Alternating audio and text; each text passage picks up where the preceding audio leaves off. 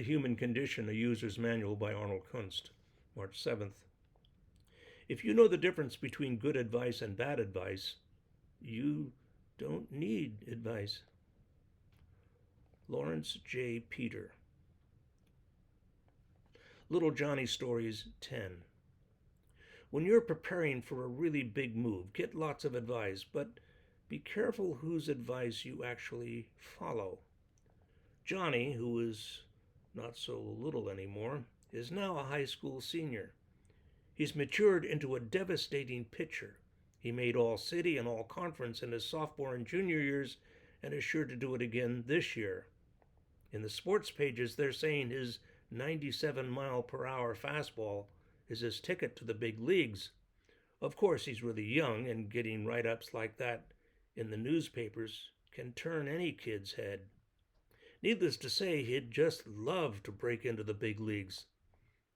So he asks his coach, Mr. Winters, "Do you think I've got a shot at the majors?" But finds him surprisingly discouraging. "Don't believe everything you read in the sports pages, kid," Mr. Winters says. "There are thousands of kids just like you who are really good and want a shot at the big leagues, and they're all chasing after just a few openings.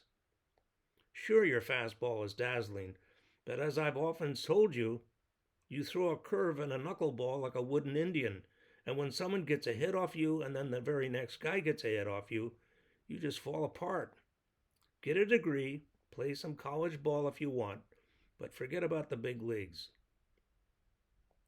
Then one weekend during spring training, Johnny drives down to Scottsdale to get advice from Tom Simmons, his grammar school idol, a pitcher who graduated from his same high school 5 years earlier, who also made All-City and All-Conference, but then made it into the big leagues.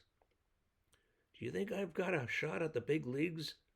Johnny asks, and the advice he gets is quite different. "Sure you can, kid. In fact, I've seen you pitch.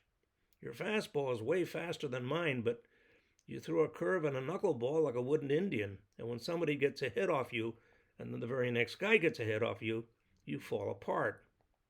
You need to get seasoning by playing college ball, and you also need a college degree, but hey, I did it, so can you." What's the difference between these advice of these two people? Maybe their vantage point. Maybe the coach tried out for the big leagues when he was Johnny's age, didn't make it, and settled for a career as a high school coach instead, and sees Johnny was a loser because he sees himself as a loser. Maybe he feels resentful that one of his star players might actually get a shot at the brass ring that he never got. Then again, maybe the coach wants to spare Johnny the heartache of trying really hard for something like he did and ending up with egg on his face. Then again, maybe, unlike the coach, Tom Simmons doesn't feel threatened by the competition. The moral of the story? Be very careful whose advice you actually listen to. Arnold Kunst.